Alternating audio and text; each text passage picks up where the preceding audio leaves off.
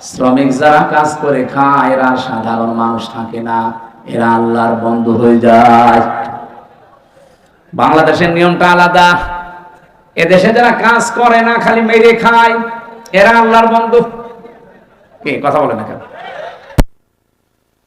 40,000-এর উপরে দরবার আছে এই দেশে। আপনি একটা দরবারের মানুষকে দেখান তো যে দরবারে মানুষ কাজ করে খায়? কোনো কাজ না। শুধু হাদিয়া তোফা আসবে বিভিন্ন মুরিদদের।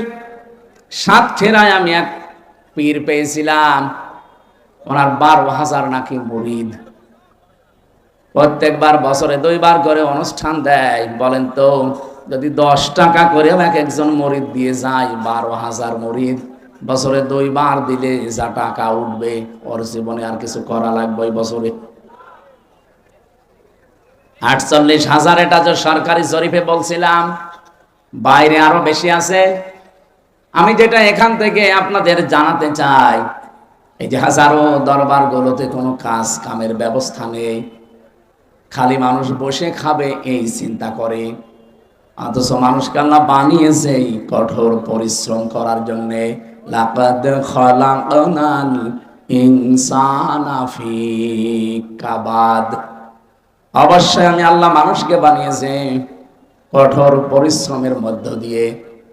বিজ্ঞান জানিয়েছে মায়ের জরায়ুতে যখন সন্তানটা পড়ে, তার মানে বাবার এই বীর্যটা 1 ফোঁটা যখন পড়ে, 1 ফোঁটা বীর্যের ভেতরে কমপক্ষে 40 লাখ আমির হামজা তৈরি হতে পারে।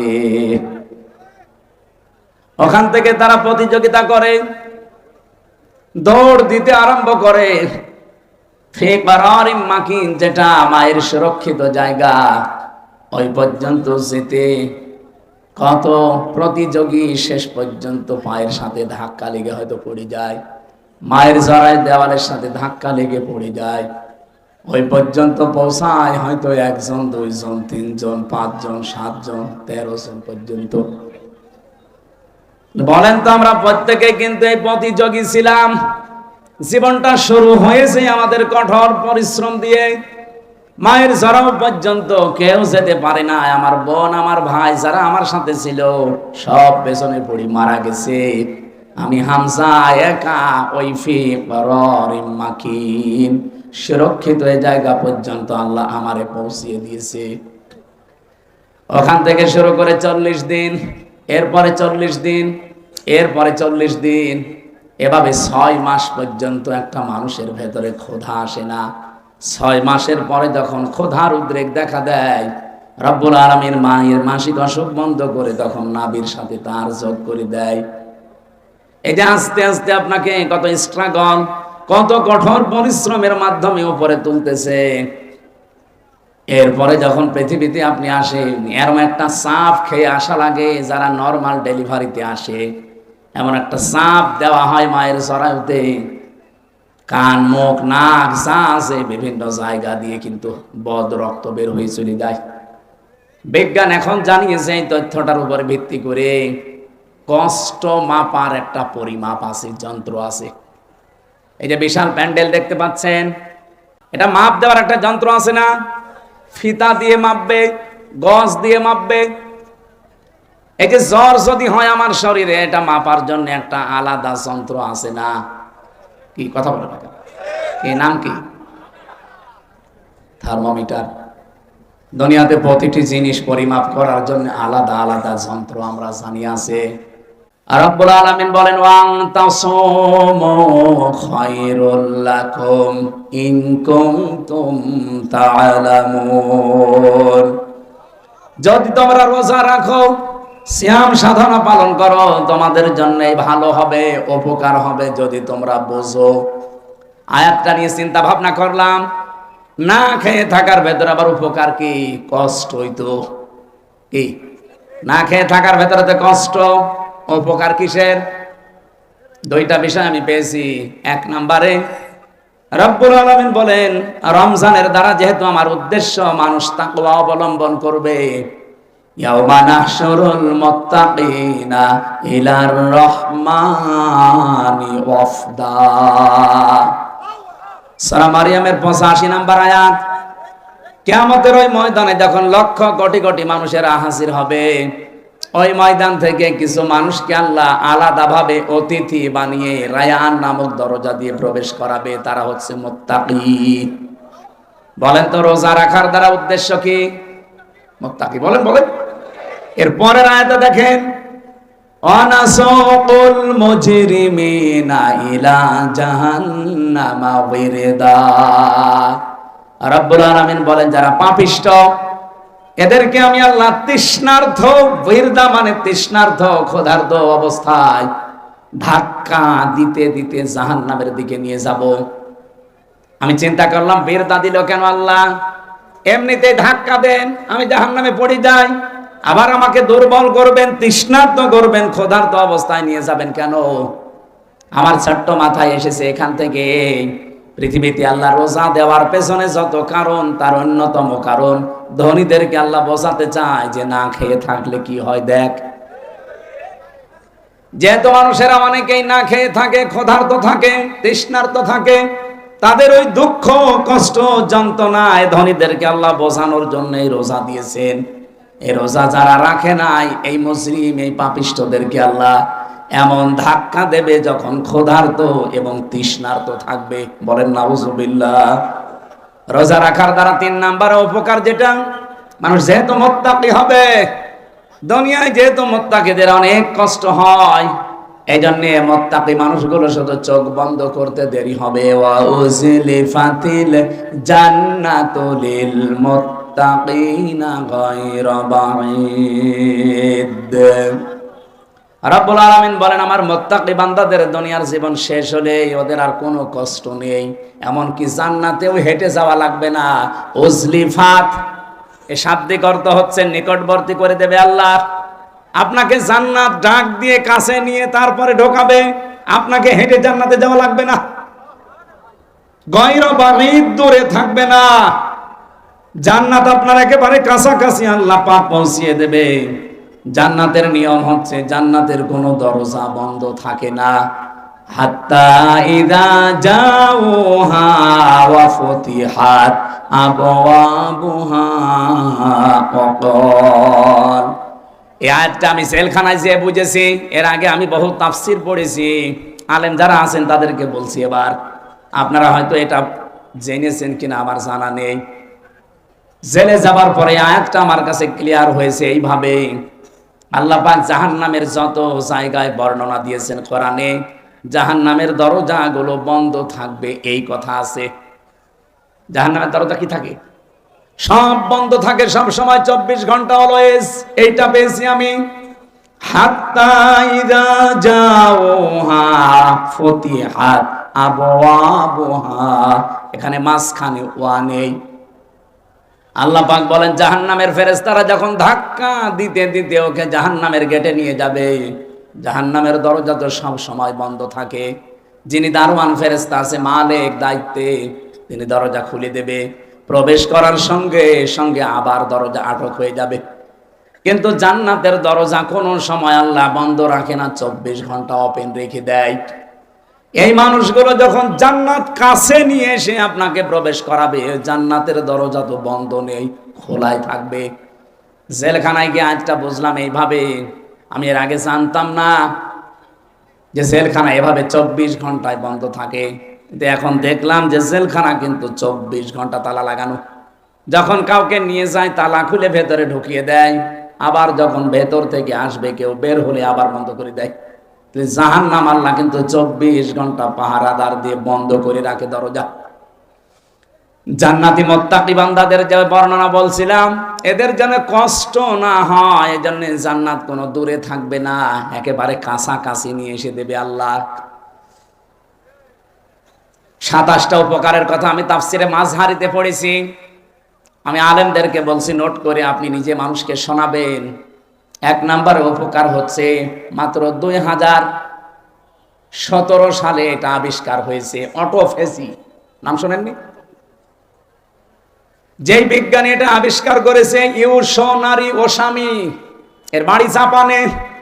চিকিৎসা বিজ্ঞানের উপরে গবেষণা চালিয়ে লোকটা নোবেল পর্যন্ত পেয়েছে, নোবেল পুরস্কার। 2017 সালে অনেক চিন্তা ভাবনা করেছে মানুষের এই শরীর নিয়ে। পুরা বডির ভেতরে 2 কোটির উপরে কোষ তিনি পেয়েছেন। কত কোষ পেয়েছেন? 2 কোটি। কিন্তু এই 11-12 মাসে একাধারে মানুষ যখন খাবার খেতেই থাকে, তখন ওই পাশাপাশি কিছু কোষ তৈরি হয়। ওই কোষগুলো শরীরের এই 3.5 হাত বডিতে 2টা ক্ষতি করে।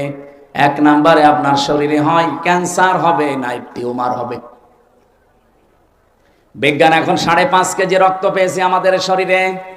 এই 5.5 কেজি রক্তের ভেতরে 5 প্রকার ক্যান্সার হয়, আর টিউমার হয় 3 জাতের। হয়তো কোনোটা ফুলে ওঠে, কোনোটা ভেতরে থাকে, কোনোটা ফলেও না, ভেতরেও থাকে না, রক্তের সাথে আস্তে আস্তে মিশে যায়। এই যে কোষ যেগুলো বৃদ্ধি হয়েছে 11-12 মাস ধরে, এইগুলোর কারণে এই সমস্যাটা তৈরি হয়। চিন্তা করলেন কিভাবে এই কোষ থেকে মানুষকে মুক্ত করা যায়। তিনি 13 বছর একাধারে গবেষণা করেছিলেন। সর্বশেষ তার গবেষণা এটাই এসেছে যে 12 মাসের যদি একটা মাস কেউ দিনের বেলা না খেয়ে থাকতে পারে 29 কি 30 দিন একাধারে, তাহলে আসল আল্লাহ যে কোষ দিয়েছিলেন 2 কোটি, বাকি যে কোষগুলো বৃদ্ধি হয়েছে ওই কোষ যখন কিছু খেতে না পায় তখন ওই পাশেরটা খাওয়া আরম্ভ করে। আল্লাহর দেওয়া কোষগুলো, এই অটোমেটিক তৈরি হওয়া কোষগুলোকে খেতে খেতে 30 দিনে পোড়াটা সাবাড় করে ফেলে। 30 দিন যদি একাধারে খেতে থাকে ওর শরীরে অতিরিক্ত আর একটা কোষও বাকি থাকে না। তার মানে কোষ যখন অতিরিক্ত নেই, আপনি ক্যান্সার থেকে বেঁচে গেলেন, আপনি টিউমার থেকে বেঁচে গেলেন। চিন্তা করছে এই তথ্যটা পৃথিবীর কোন ধর্মে আছে কিনা দেখি। 4,500 ধর্মীয় গ্রন্থ দুনিয়ায় আছে এখন। উনি সবগুলো একটা একটা করে মিলিয়ে না, কোন গ্রন্থে এই তথ্য নেই। সর্বশেষ মুসলমানদের ধর্মীয় গ্রন্থ কোরআন, এইটা তিনি পেয়েছেন। পাওয়ার পরে দেখেন যে এখানে আছে 30 দিন আল্লাহর বান্দারা 1 বছরে না খেয়ে থাকবে। এই তো পেয়েছি আমি যা মনে করেছিলাম। 13টা বছর আমি গবেষণা করে যা পেয়েছি, মুসলমানদের ধর্মীয় কিতাবে এটা অনেক আগেই দেওয়া আছে।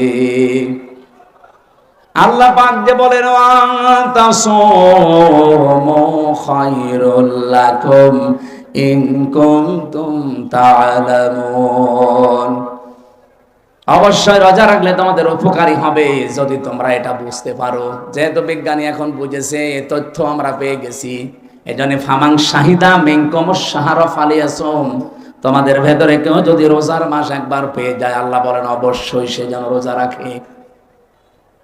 এটা কিন্তু গত বছর যারা আদায় করেছে এবছরে অনেকে কবরে চলে গেছে।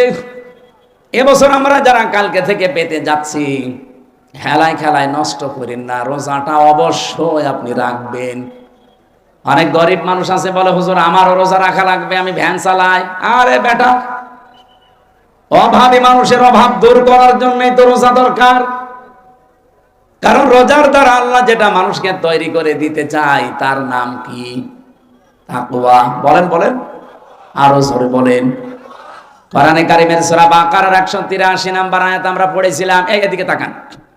রাব্বুল আলামিন বলেন ইয়া আইয়ুহাল্লাযীনা আমানু কুতিবা আলাইকুমুস সিয়াম, ওহে যারা ঈমানের দাবি করো তাদেরকে বলছি আমি কিন্তু রোজার বিধানটা লিখে দিলাম।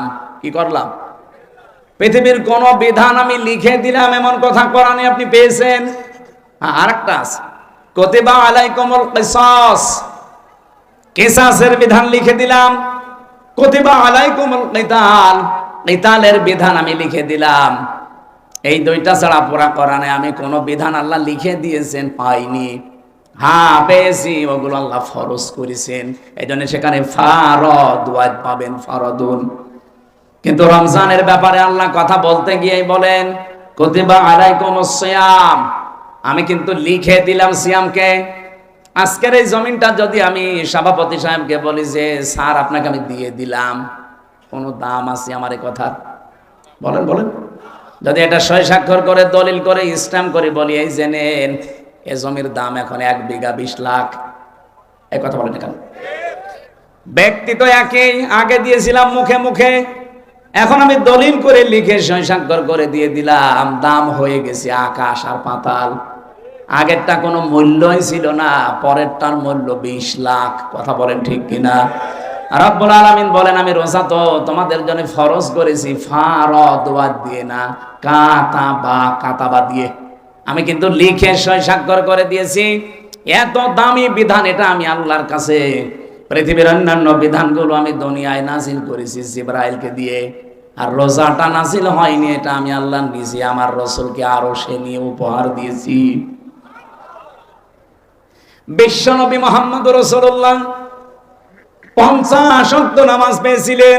ভালো করে শুনবেন, আমি বলার জন্য বলছি, শোনার জন্য শুনবেন না, এখানে কিছু নেওয়া লাগবে। 50 ওয়াক্ত নামাজ পেলেন তিনি, 6 মাস রোজা পেলেন, আনন্দে আসছিলেন। প্রতিমধ্যে হযরতে মুসা নবীর সাথে দেখা। হযরতে মুসা ডাক দিয়ে বলেন, ইয়া রাসূলুল্লাহ, আপনার মর্যাদা আমার চাইতে বেশি, কিন্তু অভিজ্ঞতা আপনার চাইতে আমার বেশি, কারণ দুনিয়ার জীবন আমি পার করে এসেছি। আপনি তো জানেন না বাস্তবতা কি। আপনার উম্মতের যে অবস্থা, 60-70 বছরের বেশি ছাতা বাঁচে না, আর আমার উম্মত 1500 2000 বছর হায়াত পেয়েছে। ওরা পাহাড় কেটে বাড়ি বানিয়েছে, এত শক্তিশালী ছিল। একমাত্র একটা রোজা ছিল বছরে, আর একটা মাত্র নামাজ ছিল 1 ওয়াক্ত সারা দিনে, তাই আমার উম্মতরা পড়তো না। আর আপনার উম্মত এত ওয়াক্ত নামাজ দিয়েছে, 6 মাস রোজার আপনি আনন্দ করেন, পারবে না। আপনি জান আল্লাহকে একটু কমান। উনি 1 বার 2 বার 3 বার তাই 9 বার ফেরত পাঠিয়েছিলেন। প্রতিবার 5 ওয়াক্ত করে আল্লাহ কমিয়েছেন, 5 নং 45 ওয়াক্ত। হযরত মুসা বললেন, না হবে না, আরেকবার যান। বিশ্ব নবী বলেন, হে ভাই মুসা, কি বলেন আপনি? আল্লাহ আমারে দিতে চান আর আপনি বলেন কমান, আমার লজ্জা করছে, আমি আজ যেতে পারবো না। আমার উম্মতের ব্যাপার আমি জানিও, পড়বে কি না পড়বে আমি দেখব, আমি আর যাব না। সঙ্গে সঙ্গে জিবরাইলকে ওই জায়গায় পাঠিয়ে দিয়েছিলেন। তখন তিনি 6ষ্ঠ আকাশে আছেন। রব্বুল আলামিনের ফেরেশতা জিবরাইল এসে বলে, ইয়া রাসূলুল্লাহ, আল্লাহ আমাকে পাঠিয়েছেন 2টা বিষয় জানানোর জন্য। 1 নম্বরে, আল্লাহ যেহেতু সিদ্ধান্ত নিয়ে রায় দিয়েছেন, অতাম্মাত কালিমাতু রাব্বিকা সিদকাও ওয়া আদলা লা মুবাদদিলা লিকালিমাতিহি ওয়া হুয়াস সামিউল আলিম। বলেন আল্লাহু আকবার। সূরা আনআম 115 নম্বর আয়াত। খুব ভালো করে শিখা খেয়াল করবেন, এখনই সেই শিক্ষাটা আসবে। এটা নিয়ে বাড়ি যাওয়া লাগবে, শুধু এসেছেন চলে যাবেন না। এই জন্য আমি মাহফিল করি না, আমি কিছু দেব এমন যেটা কোরআন হাদিসের সাথে মিলে গেলে আপনাকে নিয়ে বাড়ি যাওয়া লাগবে। কথা বলেন না কেন?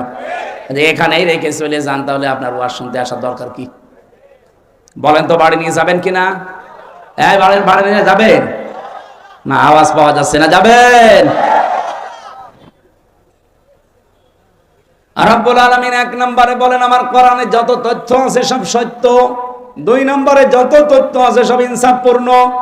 3 নম্বরে, আমার কথা কোনোদিন রদ বদল হবে না, পরিবর্তন হবে না। আল্লাহর কথা যেহেতু পরিবর্তন নেই, আপনি বারবার এসেছিলেন, এই জন্য আপনার কনসিডারের কারণে আল্লাহ কমিয়ে দিয়েছেন। আল্লাহ যেহেতু ওটা লিখে ফেলেছেন একবার, ওটা আর পরিবর্তন রদ বদল হয় না। আপনার উম্মতদেরকে বলে দেবেন, যদি তারা 5 ওয়াক্ত নামাজও সঠিকভাবে শিক্ষা নিয়ে পড়তে পারে, আর 1 মাস রোজা যদি হক আদায় করতে পারে, আল্লাহ পাক তাদেরকে 6 মাস রোজা রাখা 50 ওয়াক্ত নামাজ পড়ার সওয়াব দিয়ে দেবে। সেই উম্মত আমরা, সেই রোজা আমাদের সামনে। বগুড়াবাসী, এখান থেকে 3 নাম্বার যে কায়দাটা, লা মুবাদদিলা লিকালিমাতি, যেটা জিবরাইল আলাদা ভাবে শুনিয়েছেন, হে নবী, আপনার শুধু কনসিডারের কারণে আল্লাহ কিন্তু কমিয়েছে, কিন্তু সওয়াব কমাবে না। যদি 5 ওয়াক্ত হক আদায় করে পড়তে পারে, রোজা রাখতে পারে, আমি আল্লাহ ওইটাই রাখবো যেটা আগে দিয়েছিলাম। কারণ আল্লাহর কথায় কোনো পরিবর্তন, জোরে বলা লাগবে, আল্লাহর কথায় কোনো পরিবর্তন। তো বাংলাদেশের এমন এমন রায় আমরা 15 বছরে দেখলাম, যেটা পরিবর্তন অলরেডি হয়। এক কথা বলছেন না কেন? এটিএম আজহারুল ইসলামের রায় দিয়েছিল যারা, শুনলাম নাকি কিয়ামত হয়ে গেলেও পাল্টাবে না, অথচ 3 দিন আগেই পাল্টিয়ে গেছে। এখন কিন্তু মঞ্জুর হয়েছে, উনি রিভিউ করতে পারবে, উনি শুনানি করতে পারবে। তার মানে এতদিন যা রায় ছিল বোঝা যাচ্ছে এগুলো সব মিথ্যা। আমার মনে হয় এই সালাউদ্দিন কাদের চৌধুরী, মাওলানা মতিউর রহমান নিজামী, এই মানুষগুলো যদি এখন বেঁচে থাকতেন, আর যদি আগস্টের 5 তারিখের পরে যে পরিবর্তন দেখতে পাচ্ছি, ওনাদেরটাও এখন খারিজ হয়ে যেত, এখন আবার ওনাদের জামিন মঞ্জুর করানো যেত। হ্যাঁ, কিছু বদনসিব মানুষ আছে যাদের ভাগ্য খারাপ, এই মানুষগুলো এখন আরম্ভ করেছে এই 25 তারিখের পর থেকে যে না, ওনার সাজা হয়ে গেছে, ওনার মঞ্জুর করা ঠিক হয়নি। সাজা হয়ে গেলে যদি তার এটা আপিল ডিভিশনে মঞ্জুর করা ঠিক না হয়, তারেক জিয়া সাহেবের 9 বছর সাজা হয়েছিল, তার স্ত্রীর 3 বছর সাজা হয়েছিল, এই কথা বলছে না কেন? খালেদা জিয়ার 6 বছর সাজা হয়েছিল। কেন তাদেরকে সাজা থেকে মুক্ত করে মুক্ত জীবনে তাদেরকে ফিরিয়ে দেওয়া হবে? ওনাদের মামলা ইনাদের মামলা, সাজা তো সবারই এক। আপনি কেন পক্ষপাতিত্ব করেন? এই কথা যদি কেউ বলে, আল্লাহর অভিশাপ তার উপরে, তার বিবেক বুদ্ধি সব মারা গেছে। সালাউদ্দিন কাদের চৌধুরী চট্টগ্রামের, উনি বেঁচে থাকলে এখন মুক্ত জীবনে ফিরে আসতে পারতেন। আমার যতটুকু বাস্তবতায় ধারণা, হাসিনার আমলে 15.5 বছরে যারাই মিথ্যা মামলা, মিথ্যা সাক্ষীর কারণে জীবন নষ্ট হয়েছে, কোনো বিচার লাগবে না, কোনো রায় লাগবে না, সব ছেড়ে দেওয়া লাগবে। কিসের বিচার? ও তো সব বানিয়ে বিচার করেছিল। নয়তো খালেদা জিয়ার নামে যে মামলা দিয়েছে, আপনি বলেন তো, এতিমের টাকা আত্মসাৎ করা মামলা, এই টাকা আরো 6 ডবল বৃদ্ধি হয়েছে, তারও নোবেল দেওয়া দরকার, আর তারে আরো 6 বছর জেলে দিয়েছে। এগুলো কেন দিয়েছে? এক কাপড়ে তারে বাড়ি থেকে বের করে তারে 6 বছর জেলে, এমনকি এই কঠিন অবস্থায় তারে ফেলে রাখা ট্রাক দিয়ে বাড়ির সামনে, সবগুলো হাসিনার শুধু রাগের বহিঃপ্রকাশ। ও কিন্তু অলরেডি বলেও ফেলেছে যে আমি ওই বাড়ি থেকে খালেদাকে তাড়িয়ে দেব, একবার নিয়ত করেছিলাম, সেই নিয়ত উনি দেখালেন। ম্যাডাম ওই দিন এক কাপড়ে বের হয়ে যে কান্নাকাটি করেছিল, তামাম দুনিয়া কেঁদেছে তার কান্না দেখে। অথচ এখনো পর্যন্ত অনেক মানুষ বলছে না, ওগুলো সব ভুলে গেছি, বাবা শাহজালাল সব হালাল। হালাল করবেন?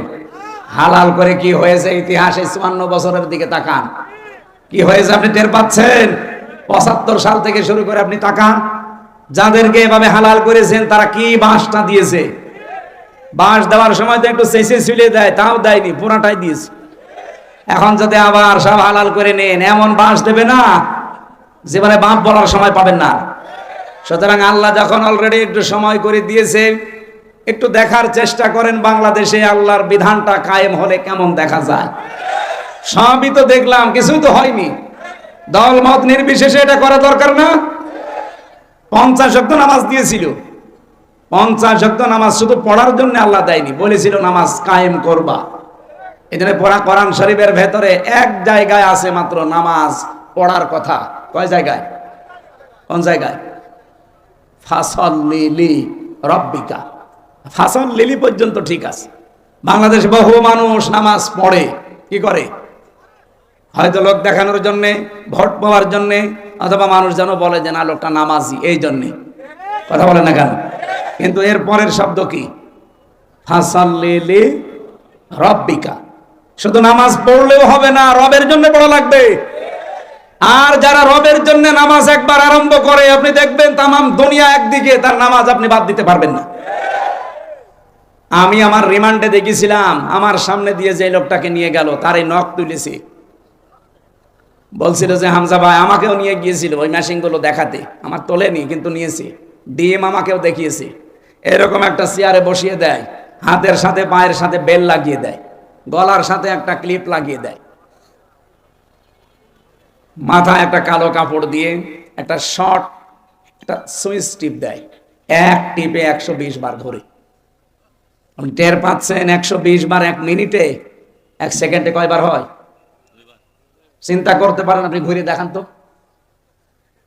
এতটুকু যদি ছেড়ে দেয় যে ভাই যা তোরে আমি একবারে 2-4 বার একটু শর্ট দিলাম, চলে যা, না, এবার এমন একটা মেশিন নিয়ে আসে, এই হাতের সাথে পায়ের সাথে একেবারে খাপ খাওয়ানো, শুধু আপনার এখানে ধরবে, একবার টিপ দেবে, সব নখগুলো খুলে চলে যাবে।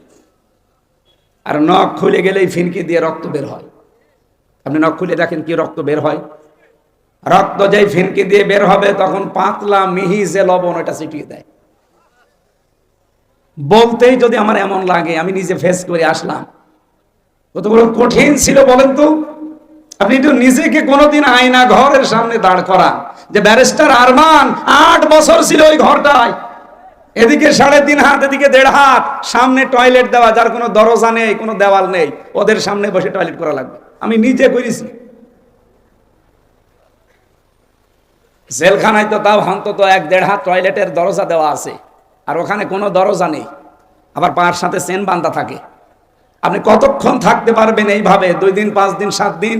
ওটা লোক 8 বছর কাটিয়েছে, 10 বছর কাটিয়েছে আমার আজমি ভাই। এখনো পর্যন্ত অনেকে জালেমের সাফাই গায় আর বলে না এটিএম আজহারুল সাজা প্রাপ্ত মানুষ, ওনারে মামলায় জামিন দেওয়া হবে কেন? ওরে জবাই করা দরকার শয়তান। হাসিনার আবার মামলা কিসের? ও তো যা করেছে সব রাগে পড়ে ওর বাবার ওই হত্যার প্রতিশোধ নেওয়ার জন্য। ওর বাবার নাম শুনলে আজ পর্যন্ত কোন মানুষ কথা বলেছে যে শহীদ বঙ্গবন্ধু? না, আমি পাইনি। কিন্তু আপনাদের বগুড়ার সন্তান শহীদ জিয়া নাম শুনলে মানুষ আগে শহীদ বলে কেন? এমনি এই শব্দটা তো খেলাচোরা জিনিস না যে যাত্রার নামের সাথে লাগিয়ে দেবেন। শহীদ হওয়া কত বড় দামি জিনিস আল্লাহর কাছে জানেন? শহীদরা মরে গেছে কথা বলাও নিষেধ, শহীদরা মরে গেছে ধারণা করাও নিষেধ। কত দামি শব্দ! এই জন্য আমরা শহীদ বঙ্গবন্ধু আজ পর্যন্ত কারো মুখে শুনি না, কেউ বলেও না। হ্যাঁ, এতটুকু বলে যে ওনারে ওইভাবে মারা ঠিক হয়নি, ওনারে টুকরো টুকরো করার দরকার ছিল। কিন্তু শহীদ জিয়ার নাম শুনলে আপনি বলেন, নাম শুনলে আগে মানুষ শহীদ বলে। উনি যে কাজটা করে দিয়েছিলেন আরাফাতের ময়দানে, ওনার জীবনে কি কবুল হবে না হবে আমি জানি না, তবে এই কাজটা আমার মনে হয় আল্লাহর ভালো লেগেছে। লক্ষ লক্ষ মানুষ সেখানে যে ছায়ায় আশ্রয় পায়, আমি নিজেও সে আশ্রয়ে ছিলাম ছায়ায়। মন থেকে এমনি দোয়া আসে, আল্লাহ এই ছায়াটা যিনি দিলেন তৈরি করে, তার মাথার উপর তোমার কুদরতের ছায়া তুমি দিয়ে দিও। আরাফাতের ময়দানে হাজিরের দোয়া আল্লাহ ফেরত দেয় না, কবুল হয়। লক্ষ লক্ষ হাজিরা এই দোয়া করে শুধু ওই নিম গাছের জন্য, কবুল হবে না? আমিও মন থেকে লোকটার জন্য শ্রদ্ধা এবং সম্মান নিয়ে দোয়া করি, আল্লাহ যেন শহীদ জিয়াকে শহীদ হিসাবে কবুল করে এবং তাকে যেন মাফ করে দেন। বলেন আমিন। এই জিয়া পরিবারটা আপনারা জানেন একটা মাজলুম পরিবার। তার একটা ছেলেকে মেরে ফেলেছিল, বউটাকে জেলে রেখেছিল, একটা ছেলে তো বাইরে। কত বড় কঠিন পরিস্থিতি পার করলো। অথচ এই দলের ভেতরে এখন বাম আর রাম 2 গ্রুপ হয়ে একটা অলরেডি দাদা বাবুদের সাথে বাবা শাহজালাল সব হালাল করার চেষ্টায় আছে। তার একটা গ্রুপ যেটা ডানপন্থী, এরা এত কঠোর, কোন ভারত না কোন পাকিস্তান না, এই দেশ চলবে আমাদের নিজেদের ভোটে। আর আমরা এইটাই চাই। এদেশের মাতব্বরি কোনো ভারত না, কোনো চীন না, কোনো পাকিস্তান না, কোনো সৌদি আরব না, এখানে চলবে আমাদের মন মতো। যেহেতু 96% মুসলমান এখানে আমরা বাস করি, আমরা আল্লাহর গোলাম পরিচয় দেই, সুতরাং আমরা আল্লাহর বিধান এখানে চাই। এ ব্যাপারে কারো যদি দ্বিমত থাকে হাত তোলেন, তোলেন। নিরপরাধ কোন মানুষকে এই 15.5 বছরে যাই করেছেন, নিরপরাধ কোন মানুষকে আমরা আর নিরপরাধ কোন মানুষকে 1 সেকেন্ডও জেলে রাখতে চাই না।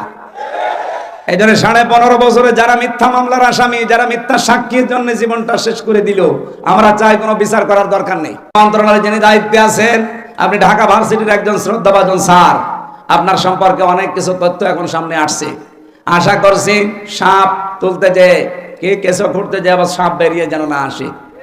এটা আমার সামনে শুধু 10,000-20,000 মানুষ না, এখন 18 কোটি মানুষ আমার সামনে, এটা রেকর্ড হচ্ছে, সারা দুনিয়া চলছে। সবার পক্ষ থেকে আমি আহ্বান জানাচ্ছি আমার ইমানের দাবি থেকে, এটিএম আজহারুল ইসলামকে নিঃস্বার্থে মুক্তি দিয়ে তার কাছে ক্ষমা চাওয়া হোক। এই কথা বলেন না কেন? এই বৈধ দাবিতে আপনারা নেই? কারা আছেন দেখি তো ভাই? লিল্লাহে তাকবীর। দেখেন তো হাত তোলেনি কে?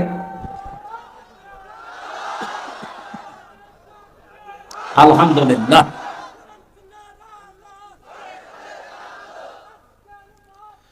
আমার ভাইরা,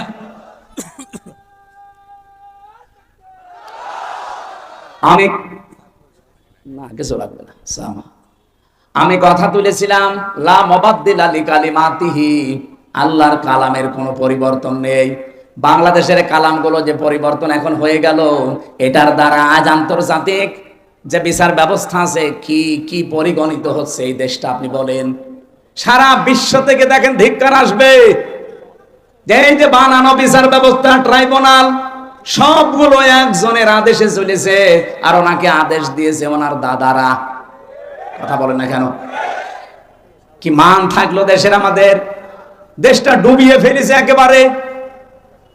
সারা দুনিয়া থেকে এখন কিন্তু কথা অলরেডি আসতেছে যে তাহলে এটিএম আজহারুল ইসলামকে যদি সত্যি এখন রিভিউ মঞ্জুর করে, তাহলে এর আগের গুলো ওই রকমই ছিল। এটা তো সব দেখছি বানানোই ছিল। ট্রাইব্যুনালও বানানো, বিচারপতিও বানানো, সাক্ষীও বানানো, প্রসিকিউটর বানানো। এই কথা বলছেন না কেন? যিনি বাদী মামলার তিনিও বানানো।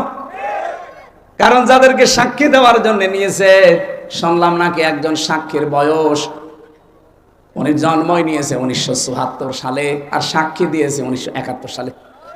তার মানে পেটের ভেতরেও আসে নাই, তখনই সাক্ষী দিয়ে ফেলেছে। এটা যে পুরা একটা বানানো শখ ছিল, এ দেশের মানুষ এখন একেবারে 100% বুঝে ফেলেছে। আল্লাহর নবীর এই হাদিস থেকে যে বর্ণনা দিচ্ছিলাম, 6 মাস রোজা কিন্তু লিখিত ছিল। কোন রদ বদল আছে? বলেন বলেন। আল্লাহ পাক বলেন আপনার উম্মতদেরকে আপনি দ্বিতীয় এইটা জানাবেন, সত্যি ওরা যদি 1 মাস হক আদায় করে রোজা রাখতে পারে, আমি আল্লাহ পাক গ্যারান্টি দিলাম 6 মাস রোজা রাখার পুরা সওয়াব আমি দিয়ে দেব। এখন হক আদায় করে এই রোজাটা কি? বিশ্বনবী বলেন মান সামা রমাদানা ঈমানা ওয়া ইহতিসাবান গফিরা লাহু মা তাকদ্দামা মিন যামবি। এদিকে তাকান, এখানে শিক্ষা আছে। যে ব্যক্তি রোজা রাখে রমজান মাসে ঈমান এবং ইহতিসাবের সাথে, এটা কি? দুইটা বিষয়ে হাদিস আমরা সেই জন্মের পর থেকে শুনেছি, কিন্তু কোনোদিন চিন্তা ভাবনা করেছেন এখানে কি দিয়েছেন আল্লাহ। যে ব্যক্তি রমজানের রোজা রাখে দুইটা জিনিস নিয়ে, এদিকে তাকান। এখানে কথা বলেন কেন? পরে পরে একটু পরে পরে, আগে এই দুইটা শুনে তারপরে যাবেন। আমি আপনাকেও জিজ্ঞাসা করবো, প্রিন্সিপাল সাহেব আপনাকে বলা লাগবে, এতদিন পড়াচ্ছেন, এই দুইটা বলা লাগবে। কেউ যদি সত্যি রমজান মাসে রোজা রাখে কয়টা জিনিস সামনে নিয়ে? বলেন বলেন। 1 নম্বরে ঈমান। কিসের সাথে? এখন প্রশ্ন আসতে পারে আমার ঈমান তো আছে, আমি তো ঈমানের সাথে রোজা রাখি না। আপনি কি ঈমান যদি দাবি করেন যে আমার ঈমান আছে, মাস্ট বি আপনাকে ঈমানের আগে একটা কাজ করা লাগবে। ওইটা যারা করে না তাদের ঈমান টেকে না। ফামায়াকফুর বিত্তাগুত ওয়া ইউমিন বিল্লাহ, আল্লাহ পাক নিজে বলেন সূরা বাকারা 256 নম্বর আয়াতের মাঝের অংশে আছে, কেউ ঈমান আনতে চাইলে তার প্রথম কাজ হবে সে যেন তাগুতকে ছেড়ে দেয়। তাগুত কাকে বলে? তাগুতের অর্থ 4টা। 1 নাম্বার তাগুত হচ্ছে ওই শক্তি সে আল্লাহর হুকুম নিজে মানে না, অন্য কেউ মানবে মানতেও দেয় না। বলেন তো এই তাগুত পৃথিবীতে নেই? হ্যাঁ বলেন না কেন? চারিপাশে আমাদের এই শক্তি আছে, নিজেও মানে না, কেউ মানবে মানতেও দেয় না। 2 নম্বরে তাগুত শয়তান। 2 নম্বরে কি? 3 নম্বরে তাগুত মানুষের তৈরি করা আইন। এটা আপনার ঘা লেগে গেল না? আমি কি গোপন করে দেব? না, গোপন করার জন্য আসি না, আর গোপন করলে আমার ওয়াজ শোনাও জায়েজ নেই। সুতরাং মানুষের তৈরি করা আইন যারা দুনিয়ায় প্রতিষ্ঠা করার কাজ করেন, আপনি কিন্তু তাগুত। আপনার ঈমান এখনো আনাই হয়নি। আর আপনার এই যে ঈমান দিয়ে আপনি রোজা রাখবেন, রোজার যে পরবর্তী শব্দ গফিরা লাহু মা তাকদ্দামা মিন যামবি, আপনার সব অপরাধ আল্লাহ মাফ করে দেবে। দেবে কি করে? আপনি তো রোজা রেখেছিলেন ঈমান ছাড়া। আপনি কি মনে করেন যে পৃথিবীর অন্যান্য ধর্মে যারা আছে তারা রোজা রাখে না? আমি বাইরের দেশগুলোতে ইহুদিদের সাথে মিশেছি, খ্রিস্টানদের সাথে মিশেছি, বৌদ্ধদের সাথে মিশেছি, আর মুশরিক তো পাশেই আছে। এদের সাথে তো পিরায় পিরায় দেখা হতো আগে। কারণ এই বাংলাদেশের ছাড়া আমার বেশি অনুষ্ঠানগুলো ভারতে হয়েছে। আশপাশে কোনো প্রদেশ আমার বাঁক নেই। এই জন্য আপনাদের চাইতে ওদের সাথে আমার মেলামেশা বেশি আছে। দেখেছি এই বিশ্বের যে কয়টা নাম বলছি, প্রত্যেক জাতি কম বেশি রোজা রাখে, কিন্তু তাদের রোজা আমাদের আল্লাহর নির্দেশ এবং রসুলের দেখানো পথে না। খ্রিস্টানরা রোজা রাখে, ওরা ইফতারি করে না। ইহুদিরা রোজা রাখে, ওরা সেহরি করে না। আর হিন্দু যারা কেউ মরে গেলে ওরাও রোজা রাখে, উপোস থাকে, ওরা সেহরিও নেই, ইফতারিও নেই। কিন্তু আমাদের নবী যে আনন্দের কথা জানিয়েছেন, লিসাইমি ফারহাতান, ফারহাতুন ইনদা ফিতরিহি ওয়া ফারহাতুন ইনদা লিকাই রাব্বিহি। ইবনে মাজাহ শরীফের হাদিস। নবীজি বলেন প্রতিটি রোজাদারের জন্য দুইটা আনন্দের জায়গা আছে। এক নম্বরে ও যখন ইফতারি নিয়ে বসবে সারা দিনের পরে, তখন একটা আলাদা আনন্দ আল্লাহ তাকে দান করবে। দুই নম্বরে যখন এই রোজাদাররা রায়্যান নামক দরজা দিয়ে প্রবেশ করে আল্লাহর সাক্ষাৎ পাবে, এটা সবচাইতে বড় আনন্দের বিষয়। অন্যান্য জাতির রোজা কি আমাদের মতো? বলেন বলেন। তাহলে প্রথম নম্বরে কি বললাম? রোজা রাখতে হলে আপনাকে এক নম্বরে ঈমান আন, ঈমানের সাথে। আর ঈমান আনতে হলে আগে আপনাকে তাগুত ছাড়া লাগবে। যারা আল্লাহর বিধান মানে না, মানতে দেয় না, এটা মাইনাস, শয়তান মাইনাস। এখন যদি বলেন শয়তান পাবো কোথায়? আছে, শয়তান নেই? যারা অহংকার করে তারা শয়তান, যারা অপচয় করে তারা শয়তান, যারা যৌনতা ছড়ায় তারা শয়তান। এরকম সৃষ্টিতে নেই। আসতে বলেন কেন নেই? শয়তান খোঁজা লাগে। শয়তান তো তারা যারা অহংকার করে, শয়তান তারা যারা অপচয় করে, শয়তান তারা যারা নিজেদেরকে যৌন অঙ্গ যেগুলো গোপন রাখা দরকার এগুলো মানুষকে দেখায়। শয়তান খোঁজার জন্য আমেরিকায় যাওয়া লাগবে? এ বগুড়াতে শয়তান আছে না? এইগুলো থেকে মুক্ত হবে। তিন নম্বরে মানুষের তৈরি করা আইন যারা কায়েম করতে চায় এরা শয়তান।